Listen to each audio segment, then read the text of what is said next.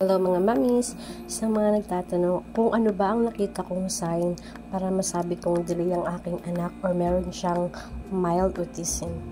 Bago ko sabihin na meron siyang nakitang mga red flags sa kanya ay pina-check up na po namin siya sa development pediatrician sa Clark, Pampanga sa Medical City. Isa sa mga rason kung bakit na-alarma kami mag-asawa ay dahil hindi siya nag-respond sa pangalan niya. Hindi rin siya katulad ng ibang normal kids which is meron siyang mga ibang way of communications na sa kaya niya lang pero hindi niya ma-express. Isa sa mga sign na nakita namin ay palagi siyang nakatingin sa taas.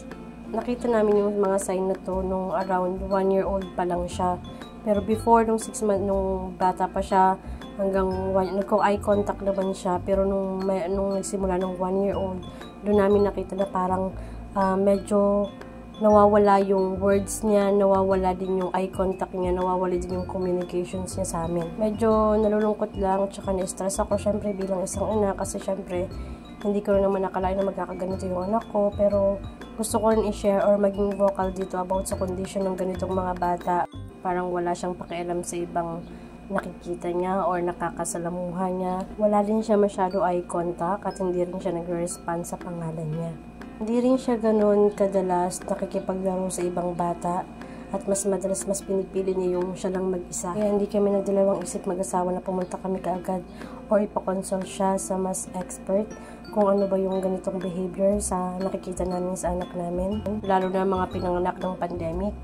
Ang anak ko po ay pinanganak noong 2021, so pandemic pa yun. So hindi kami basta-basta nakakalabas ng bahay. Halos ang palagi niyang kasama, ako lang at siya lang. Kaya naisip ko, magsisimula yun sa akin bilang isang ina or magulang. Kaya ang ginawa ko, nilabas-labas ko siya or pina-communicate ko siya sa ibang bata nung hindi na pandemic. Na-diagnose siya na meron siyang sign of mild autism at high IQ siya sa reading comprehension, kaya mahilig siya sa letters, kaya mahilig-hilig siya magbasa. Nagulat nga rin kami kasi nung nasa development pediatrician kami at nagulat rin yun sa kanyang doctor or development pediatrician ay dahil marunong na rin siya sa ibang bagay kasi mula nung nakikita ko yung mga sign na yun ng mild autism niya, bago kami magpa-consult sa doktor, tinuruan ko na siya sa bahay pa lang. Tinuruan ko na siya ng mga daily activities bago kami pumunta pa sa doktor magpa-consult muna. So kaya medyo marunong na siya at bindiruan ko rin siya ng mga letters, animals, other activities na magiging familiar sa kanya. Nakakatuwa naman siya dahil lahat naman ng itinanong ng doctor or ipinagawa sa kanya ay ginawa naman siya, lalo na sa mga shapes, chart, at puzzles. Sabi ng doctor, okay naman yung anak nyo, so manageable naman siya.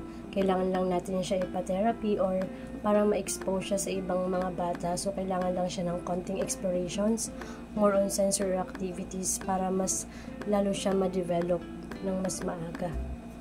Kaya hindi naman kami masyadong nag-worry mag-asawa dahil naging okay naman yung sinabi sa amin ng development pediatrician. Super proud nga yung papa niya noong time na yun. Kasi lahat ng pinagawa sa kanya ni doctor ay nakipag-coordinate siya. In-advise lang kami ng doctor for speech therapy at occupational therapy. Kaya magmula noon at hanggang ngayon ay nag-therapy pa rin siya. Pero ilang buwan pa lang naman kami and so far so good. Pero huwag niyo pa rin kakalimutan na turuan sila sa loob ng bahay dahil yan yung tanging ginagawa ko palagi sa kanya kapag nasa loob kami ng bahay. Kahit 1 oras lang niya or 2 oras, napaka-importante na ibigay natin yung oras natin para sa kanila. Ang maganda sa anak ko, sobrang talino niya. Minsan, hindi namin alam na alam niya pala yung isang bagay na yun or gawin yung isang bagay na yun or sabihin yung isang bagay na yun. Kahit di namin siya turuan, alam niya. Kaya kami mag-asawa, sobrang support yung binibigay namin sa kanya. Nakakaloka rin bilang isang ina kasi hindi mo na nakakalain na ilang beses ka rin pupunta sa mga kidzuna or sa mga play area, playground para lang sa baby niyo. At mula noon, palagi na si Adam may nagbabago sa mga behavior niya na naitatama na namin.